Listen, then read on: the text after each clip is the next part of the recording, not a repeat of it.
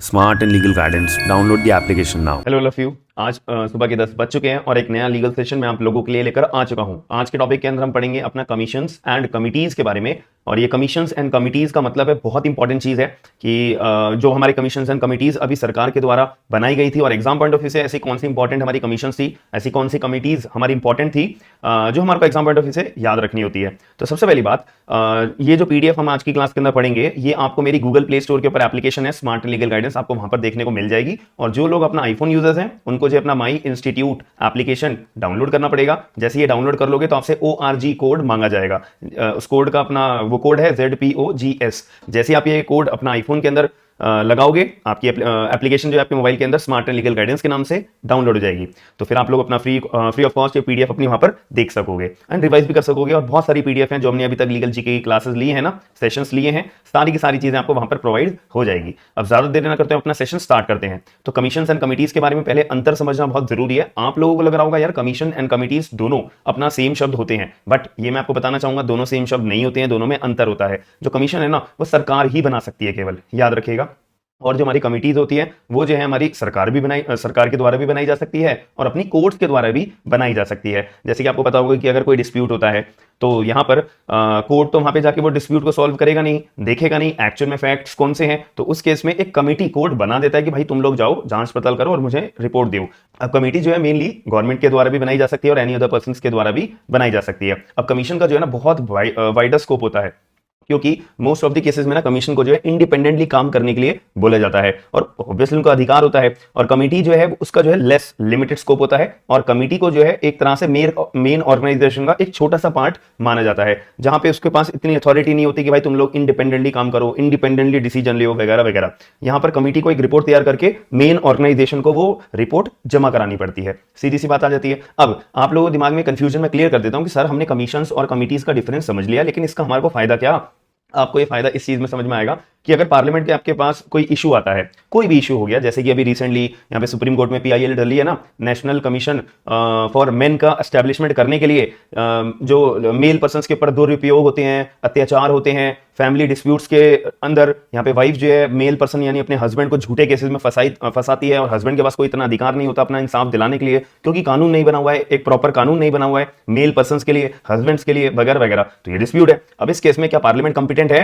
Parliament के अंदर तो अपने MPs बैठते हैं, मेंबर ऑफ पार्लियामेंट जो मंत्री होते हैं, तो उनके पास अगर इतनी कंपिटेंसी तो होती नहीं है हर एक चीज को डील करने के लिए। तो उस केस में पार्लियामेंट के द्वारा जो है ना कमीशंस या कमिटीज का गठन करा जाता है कि भाई कमीशन तुम इसके ऊपर जांच पड़ताल करो, जो तुम्हारे को रेलेवेंट चीज लगती है उसकी रिपोर्ट तैयार करके हमें दो। अब कमेटी बना दी जाती है तो कमेटी को भी यही पावर दे दी जाती है कि भाई तुम जो है अपना जांच पड़ताल करो और रिपोर्ट तैयार करके हमारे को देना, फिर हम कानून इसके ऊपर इंप्लीमेंट करना है या नहीं करना है पार्लियामेंट के अंदर हम बैठ के डिस्कशन करेंगे। फिर अगर हमें लगता है कि यहाँ पे कानून पास करना चाहिए तो हम पास कर देंगे, बात खत्म हो जाती है। तो ये होता है कि parliament is not competent in every area to deal with and so they form commission and और कमिटीज इंटर्जिंग एक्सपर्ट्स। अब एक्सपर्ट्स वहां पे बिठाए जाते हैं ना कि भाई जो उस मुद्दे का डिस्प्यूट आया है, कॉन्फ्लिक्ट आया है, उसमें से उस एरिया का एक्सपर्ट को बुला लिया जाएगा और काम चालू हो जाएगा। अब इस केस के अंदर यहाँ पर एक मुद्दे वाली बात है जो बहुत जरूरी है आपको समझनी। अब कमीशन कमिटीज की बात कर रहे हैं तो लिंग्विस्टिक बेसिस ऑफ स्टेट्स के बेसिस पे, इसका मतलब यह है कि यहाँ पे ना जब हमारा देश आजाद हुआ था तो यहाँ पे मांग करी गई थी कि पूरे भारत को ना उस हिसाब से डिवाइड कर दिया जाए अपनी भाषाओं के हिसाब से, जिसकी जैसी बोली है उसको उसी स्टेट के अंदर अपना स्टेट बना दी जाए कि इस स्टेट में ये वाली बोली वाले लोग रहते हैं, इस स्टेट में यही केवल बोली वाले लोग रहते हैं और इस स्टेट में केवल यही लोग जो भाषा अपनी बोलते हैं यही स्टेट में रहते हैं। इससे क्या है क्लासिफिकेशन करना पूरे भारत को ईजी हो जाएगा और कोई कॉन्फ्लिक्ट पैदा नहीं होगा। तो ये अपना एक चलन चालू करा था। अब इस चलन को शुरू करने के लिए सबसे पहली कमेटी हमारी बनाई गई थी SK धर कमीशन, मतलब कमीशन बनाई गई थी SK धर कमीशन 1948 को। तो याद रखने एग्जाम में पूछा जाता है कि SK धर कमीशन जो है कब बनी थी, 1948 के अंदर। अब इन्होंने मेन इस कमीशन के ऊपर क्या काम छोड़ा गया था कि भाई तुम कमीशन वालों तुम्हारे को काम करना है अपना डिवीजन ऑफ स्टेट्स, क्या हमारे लिए लिंग्विस्टिक बेसिस पे बढ़िया रहेगा, क्या हम भाषाओं के हिसाब से अगर स्टेट को अपने भारत को स्टेट वाइज बांट दें तो क्या ये बढ़िया काम रहेगा या नहीं रहेगा। ये एस के धर कमीशन, तुम लोग इसके मेंबर्स हो तो तुम्हारे को इसका अपना कामकाज करके रिपोर्ट तैयार करके हमें देनी है, बात खत्म हो जाती है। तब जब ये एस के धर कमीशन बनी 1948 में, तो फिर एक पहला हमारा बहुत सारा कॉन्फ्लिक्ट भी हुआ। कुछ लोगों ने कहा नहीं नहीं नहीं, ये तो बहुत गलत कदम रहेगा, कुछ लोगों ने कहा बढ़िया कदम रहेगा, और कुछ लोगों ने एग्री नहीं करा, कुछ लोगों ने इसका विवाद करने लगे, कुछ लोगों ने इसका प्रोटेस्ट करा। तो बहुत सारी चीजें यहाँ पे सामने आई थी। फिर धीरे धीरे एक कदम यहाँ पे बढ़ाया गया, पहली स्टेट हमारी आंध्र प्रदेश को बनाया गया 1956 में, अपना linguistic basis of the states के तौर पे क्लासिफाई करते हुए। First state in our India which was formed by linguistic basis of the state was Andhra Pradesh under 1956 in 1956। ये दिमाग में याद रखना है कि आंध्र प्रदेश स्टेट हमारी लिंग्विस्टिक बेसिस ऑफ स्टेट पहली स्टेट थी 1956 में, जिसका गठन करा गया था। फिर इसके बाद में ना एक फैजल अली कमीशन भी तैयार करी गई अपना 1953 में। क्या हुआ था कि यहाँ पे जो ये एस के धर कमीशन के अंदर यहाँ पे एक कामकाज सौंपा गया था, तो उनके जब कॉन्फ्लिक्ट इतने पैदा हुए, जैसे मैंने आपको बताया प्रोटेस्ट हुआ, ये हुआ वो हुआ, तो उसके अंदर फिर एक कमीशन और बनानी पड़ी और किसी और से रिकमेंडेशन मांगने के लिए कि भैया आप अपना व्यू बताओ कि कितना बेहतर रहेगा अगर हम linguistic basis of the state के बेसिस पे अपना भारत को बांटेंगे, मतलब बांटना इन द सेंस स्टेट का फॉर्मेशन करेंगे। तो उस केस में यहाँ पे इनको भी फैजल अली कमीशन को भी एक काम सौंपा गया, study on division of states on linguistic basis. फिर इसके बाद आपके दिमाग में क्वेश्चन अराइज होना चाहिए या हो रहा होगा कि सर ये फैजल अली कौन था? ये हमने कहीं ना कहीं नाम पढ़ा है, अगर आप लोग अच्छे खासे अपने अपने पहले केसेस पढ़े हैं ना, तो आपको नाम समझ में आना चाहिए। एक केस आपने पढ़ा होगा,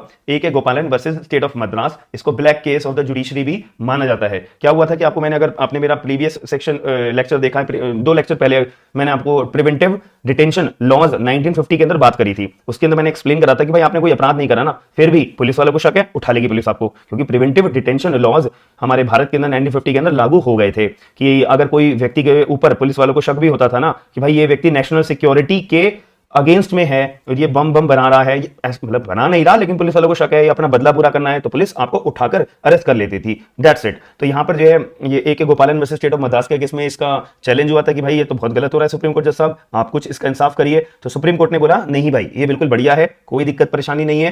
अगर यहाँ पे कोई भी थ्रेट नेशनल सिक्योरिटी के लिए होगा तो पुलिस के पास अधिकार है, अंडर प्रिवेंटिव डिटेंशन लॉज 1950 के तहत उठा लेगी, बात खत्म। और आर्टिकल नंबर 21 का ये वायलेशन नहीं होगा, और जो कोर्ट्स होंगे वो इसका due process of the law के बेसिस पे अपना दिमाग या अपनी इंटरप्रिटेशन या अपना चैलेंज अगर कोई व्यक्ति करता है तो वो नहीं कर सकता है। क्लियर तौर पे इसको हम पढ़ भी लेते हैं। सुप्रीम कोर्ट के जज साहब ने इसके बारे में क्या बोला था, ठीक है, क्या बोला था हम पढ़ लेते हैं। Supreme court ruled that a person can be detained under preventive detention laws in 1950, जो के तहत if they are threat to the national security, अगर इनके नेशनल सिक्योरिटी का थ्रेट है तो उठा लेंगे। तो article number 21 can not be enforced by the court with the due process of law. और उस केस में जब ये जजमेंट आया था A.K. गोपालन वर्सेस स्टेट ऑफ मद्रास का, उसमें एक जस्टिस हमारे फैजल अली थे जिन्होंने डिसेंटिंग व्यू दिया था। उन्होंने बोला था, इन्हीं जज ने बोला था कि नहीं भाई ये जो अपना सुप्रीम कोर्ट के द्वारा जजमेंट दिया जा रहा है ये बहुत ही गलत है, ऐसे तो भाई बहुत ही ज्यादा दिक्कत हो जाएगी, फंडामेंटल राइट्स तो बचेंगे ही नहीं। फंडामेंटल राइट्स तो मौलिक अधिकार हैं, हर किसी के पास अपना अधिकार होता है, अपना कोर्ट के अंदर कोई भी इसके साथ गलत होता हो तो अपना कोर्ट में गुहार लगाने का, कोर्ट में अपनी आवाज उठाने का। बट डिसेंटिंग व्यू था, ये हमारे को बात याद रखनी है, ठीक है। इसलिए ये फैजल अली कमीशन 1953 को बनाई गई थी एक कॉम्पिटेंट पर्सन समझते हुए कि भाई ये अच्छा जवाब हमारे को देंगे।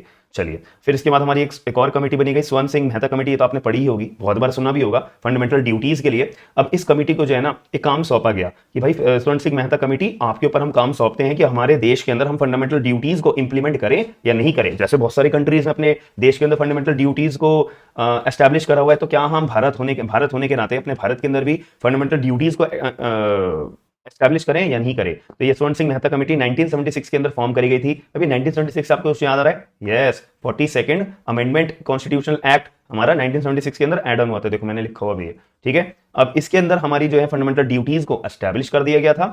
11 ड्यूटीज, मतलब 11 ड्यूटीज तो अब हैं, जो 11th ड्यूटी आपकी 86th अमेंडमेंट 2002 से एड ऑन करी गई है, ठीक है। और आर्टिकल नंबर 51A हमारा एस्टैब्लिश करा था, और फंडामेंटल ड्यूटीज को part number 4A of our Indian constitution under article number 51A के अंदर एस्टैब्लिश कर दिया गया था। तो नाम याद रखना है कि फंडामेंटल ड्यूटीज कौन सी अमेंडमेंट से आई थी? 42nd constitutional amendment act 1976। क्या इसके लिए कोई कमेटी भी बनाई थी? हाँ जी, स्वर्ण Singh Mehta committee. That's it. और आर्टिकल नंबर और पार्ट बात खत्म हो जाती है। फिर इसके बाद एक हम थोड़ा सा बात समझ लेते हैं पंचायती राज के ऊपर। क्वेश्चंस आते हैं बहुत ज्यादा। पंचायती राज, देखो भाई, फेडरल स्ट्रक्चर आपको समझ में आना चाहिए। फेडरल स्ट्रक्चर हमारे भारत के अंदर है? आप लोग मुझे वीडियो पॉज करके इसका जवाब अभी के अभी बताइए, क्या हमारे देश के अंदर फेडरल स्ट्रक्चर लागू होता है? The answer is yes. Federal structure का मतलब होता है कि आधी पावर तो भाई यूनियन को दे दो और आधी पावर स्टेट को दे दो। यूनियन अपना काम संभाले, स्टेट राज्य सरकार अपना काम संभाले, बात खत्म हो जाती है। हमारे देश में ये लागू होता है। अब इस केस के अंदर यहाँ पे इशू रेज करे गए थे कि जो हमारे गांव के इलाके हैं वहां पर क्या हुआ करता था कि भाई वहां पर भी ना फेडरलिज्म लाना चाहिए, वहां पर जो गांव के लोग हैं उनके लिए एक लोकल गवर्नमेंट बनानी चाहिए ताकि गांव के लोग अपनी ही परेशानियों को खुद सुलझा सके, क्योंकि गांव के लोगों से ज्यादा परेशानी को और कोई बाहर का व्यक्ति, कोई दूसरा व्यक्ति कोई नहीं समझ सकता है। तो यहाँ पे डिसेंट्रलाइजेशन का एक पॉइंट रेज करा। सेंट्रलाइजेशन का मतलब क्या होता है कि भाई गांव के अंदर जो मुख्य व्यक्ति होगा ना भैया वही हेड होगा, उसने जो कह दिया वही फाइनल होगा। अगर कोई कानून लाना है तो ये सेंट्रल बंदा है, ये मेन व्यक्ति है, यही बोलेगा जो वही लागू होगा। अब इसे गांव की परेशानी के अंदर जो दिक्कत आ रही है उसकी समझ है तो ठीक, नहीं है तो ठीक। तो इसी वजह से पंचायती राज का एक सिस्टम लागू करा जाए, डिसेंट्रलाइजेशन करा जाए। डिसेंट्रलाइजेशन का मतलब इस मुख्य को हटाकर एक गांव की अपनी लोकल गवर्नमेंट बनाई जाए ताकि गांव के लोग ही उसमें अपॉइंट हो और गांव के लोग ही उसके अंदर परेशानियों को हल कर सकेंगे आसान तरीके से।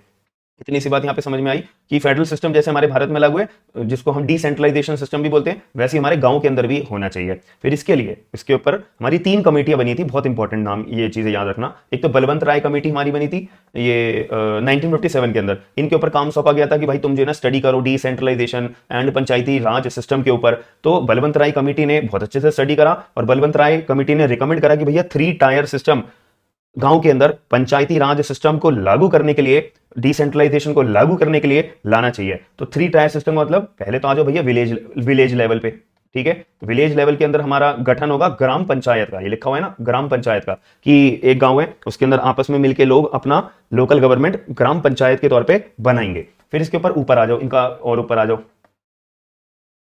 ये हो गई हमारी ब्लॉक लेवल, ठीक है। ब्लॉक लेवल में हम किसका गठन करेंगे, पंचायत समिति का, कि अब यहाँ पे हमारी ग्राम पंचायत बन गई। अब भाई आसपास के भी तो एरियाज हैं, वहां पे भी तो अपने अपने गांव हैं, तो वहां पे भी उनकी अपना ग्राम पंचायत बनी होगी। तो सारी की सारी ग्राम पंचायत को जोड़कर एक अपनी पंचायत समिति बना दो कि ब्लॉक लेवल के ऊपर, कि ये ब्लॉक की पंचायत समिति कौन है, ये ब्लॉक की पंचायत समिति कौन है, पंचायत समिति के अंदर ये ग्राम पंचायत कौन कौन, कितनी ग्राम पंचायत यहाँ पे है, वगैरह वगैरह। अब सारे के सारे ब्लॉक समिति को जोड़कर, सारे के सारे ब्लॉक समिति को जोड़कर एक डिस्ट्रिक्ट लेवल आ जाता है। अब एक डिस्ट्रिक्ट लेवल आ गया, अब डिस्ट्रिक्ट लेवल एक आ गया, इसको हमने नाम दे दिया जिला परिषद, बात खत्म। तो ग्राम पंचायत, अपना ये पंचायत समिति और जिला परिषद, तो ये नीचे से ऊपर पढ़ना है, ग्राम पंचायत और पंचायत समिति और जिला परिषद। ग्राम पंचायत हमारी विलेज लेवल पे एंड पंचायत समिति हमारी ब्लॉक लेवल पे एंड जिला परिषद हमारी डिस्ट्रिक्ट लेवल पे। तो ये जो रिकमेंडेशन था ये दिया गया और ये लागू भी हो और अभी तक ये लागू भी है, ठीक है। बलवंत राय कमेटी 1957 के तौर पर इतनी सी बात आ जाती है। फिर भाई अब ये रिकमेंड करा है, अब इंप्लीमेंट करने के लिए भी तो बहुत टाइम लगेगा, बहुत ज्यादा दिक्कतें आएंगी, बहुत इश्यूज आएंगे, बहुत सारी चीजों को हमें फेस करना पड़ेगा। ये ग्राम पंचायत, पंचायत समिति और जिला परिषद को हर जगह पे, हर गाँव में, हर डिस्ट्रिक्ट में, हर ब्लॉक में, हर विलेज में लागू करने के लिए यहाँ पे दिक्कतें आई थी। इस वजह से इस दिक्कत को दूर करने के लिए अशोक मेहता, कहाँ गया मेरा माउस, हाँ, अशोक मेहता कमेटी बनाई गई 1977 के अंदर। इन्होंने बोला कि ये अशोक मेहता कमेटी को काम सौंपा गया कि भाई तुम जो है ना, जो बलवंत राय कमेटी ने 3 टायर सिस्टम हमारे को सौंपा है ना काम करने के लिए, तो तुम भाई अशोक मेहता कमेटी तुम जो है कैसे इंप्लीमेंट करेंगे इसके ऊपर स्टडी करके लाओ, ठीक है। अब इन्होंने क्या कहा कि इनकी स्टडी करने के बाद में फिर हमने अपने संविधान के अंदर 11th शेड्यूल को ऐड करा गया, जिसका नाम रखा गया पंचायती राज सिस्टम, यानी कि पंचायत राज सिस्टम एक संवैधानिक तौर पे अधिकार बन चुका था हर गांव के अंदर एस्टेब्लिश करने के लिए। बात खत्म। कोई रोक टोक नहीं थी, कोई कुछ उंगली नहीं कर सकता था कि नहीं भाई ये तो गलत है, ये तो गलत है, ये कोई ऑब्जेक्शन रेज नहीं कर सकता था। और एक 12th शेड्यूल भी ऐड ऑन कर दिया गया था जो म्यूनिसिपैलिटीज के ऊपर, म्यूनिसिपैलिटीज का गठन करने के लिए बनाया गया था। म्यूनिसिपैलिटी मतलब जो हमारे सिटी एरियाज होते हैं, जैसे आप अगर दिल्ली में रहते हो तो दिल्ली म्यूनिसिपल कॉर्पोरेशन है, बॉम्बे म्यूनिसिपल कॉर्पोरेशन है, तो ऐसी हर जगह पे म्यूनिसिपैलिटीज का भी अपना एक एस्टैब्लिशमेंट करा गया था 12th शेड्यूल में। 11th के लिए पंचायती राज सिस्टम जो गांव के लिए होगा। गांव में तो म्यूनिसिपैलिटीज नहीं हो सकती, सीधी बात है, हो सकती है मतलब नाम अलग अलग है। गांव की म्यूनिसिपैलिटी का नाम दे तो पंचायती राज सिस्टम, शहर की म्यूनिसिपैलिटी का नाम हो गया म्यूनिसिपैलिटी, ठीक है, स्टेट वाइज। चलिए अब इस केस में एक और कमेटी का गठन हुआ था आखिर में, इसका नाम है LM सिंघवी कमेटी 1986 के अंदर। अब इनके ऊपर क्या काम काज छोड़ा गया था कि भाई देखो, अब यहाँ पर जो हमने अपना ग्राम पंचायत और अपना पंचायत समिति और अपना जिला परिषद का गठन कर दिया। इन शॉर्ट इस 3 टायर सिस्टम को हम क्या बोलते हैं, पूरे के पूरे पंचायती राज सिस्टम। जो बलवंत राय कमेटी के द्वारा 3 टायर सिस्टम हमारे को बताया गया था और इंप्लीमेंटेशन के लिए अशोक मेहता कमेटी का हमने मदद ली थी। इसकी वजह से हमने 11th शेड्यूल को ऐड करा था और 12th शेड्यूल को ऐड करा गया था। अब यहाँ पे कौन लोग चुने जाएंगे, कौन लोग नहीं चुने जाएंगे, किन लोगों को रिजर्वेशन दिया जाएगा, किन लोगों को रिजर्वेशन नहीं मिलेगा, कौन जनरल कैटेगरी में आएगा, कौन रिजर्वेशन कैटेगरी में आएगा, ये डिस्प्यूट अराइज हुआ। तो इस बात को सॉल्व करने के लिए, स्टडी हमने करवाने के लिए LM सिंघवी कमेटी बनाई 1986 के अंदर। LM सिंघवी कमेटी का गठन करा गया 1986 के अंदर, जिसमें बोला गया कि भाई जो हमारा ग्राम पंचायत है ना, विलेज लेवल, वहीं तक ही रिजर्वेशन बता दो, क्योंकि वहीं से तो ऊपर जाएगा लोग। ग्राम पंचायत से ही तो ब्लॉक लेवल पे आओगे, ब्लॉक लेवल से फिर तुम जिला परिषद यानी डिस्ट्रिक्ट लेवल पे आओगे। तो अगर हमने विलेज पंचायत यानी ये विलेज पंचायत कह रहा हूं, विलेज लेवल के ऊपर जो ग्राम पंचायत होती है वहीं पे अगर हमने रिजर्वेशन लागू कर दिया बहुत बढ़िया हो जाएगा। तो उन्होंने कहा कि भाई ये करना चाहिए। LM सिंघवी कमेटी ने स्टडी करी और ये रिकमेंड करा, हाँ जी भाई करना चाहिए। तो इसके बाद इन्होंने एस्टैब्लिश कर दिया अपना reservation on gram panchayat village level के तौर पे। कहानी होती है हमारी समाप्त। और उससे पहले मैं आपको बता देता हूं, जितने लोग हमारे एडवोकेट्स हैं, उन लोगों को, या लॉ स्टूडेंट्स हैं, या कहीं पे भी अपनी जुडिशरी की तैयारी कर रहे हो या कुछ भी, आपको ड्राफ्ट पता होना बहुत जरूरी है। ड्राफ्ट अगर आपको नहीं पता होगा तो बहुत लाइफ में दिक्कत आती है। तो इस केस के लिए मैं आप लोगों के लिए केवल और केवल 499 रुपीज में सारे के सारे दुनिया संसार के सारे ड्राफ्ट इंडिया के अंदर, जो किसी भी कोर्ट में, किसी भी ट्रिब्यूनल में, किसी भी डिपार्टमेंट में, किसी भी सरकारी विभाग में, कोई भी नौकरी के अंदर, गवर्नमेंट नौकरी के अंदर, प्राइवेट नौकरी के अंदर, कोई भी तरह का ड्राफ्ट आपको चाहिए ना, तो मैंने आप लोगों के लिए जिप फाइल में सारे के सारे ड्राफ्ट वर्ड फॉर्मेट में आप उसको एडिट करो। जैसा आपको अपनी कन्वीनियंस में कोई फैक्ट जोड़ना है, 100% एक्यूरेट मिलेंगे, 100% एडिटेबल मिलेंगे केवल 499 रुपीज के अंदर। ये आप लोग अपना परचेज कर सकते हो मेरे एप्लीकेशन के ऊपर। स्मार्ट एंड लीगल गाइडेंस की एप्लीकेशन आप डाउनलोड करोगे तो वहीं पे आपको ये सारा का सारा मटेरियल देखने को मिल जाएगा। फिर आप अपना कहीं पर भी शेयर कर सकते हो, लाइफ टाइम तक आपके पास एक्सेसिबल रहेंगे। तो अगर ये चीज बेनिफिट आपको लगता है तो प्लीज मेरी एप्लीकेशन डाउनलोड करके आप लोग परचेज जरूर कर सकते हो, बहुत फायदा मिलेगा। हम मिलते हैं नेक्स्ट वीडियो के अंदर और नेक्स्ट सेशन के अंदर। अगर सेशन पसंद आया तो सेशन को लाइक करे बिना बिल्कुल मत जाना, और कमेंट करे बिना बिल्कुल मत जाना, और शेयर करे बिना बिल्कुल मत जाना। हम मिलते हैं next session. Bye bye, take care.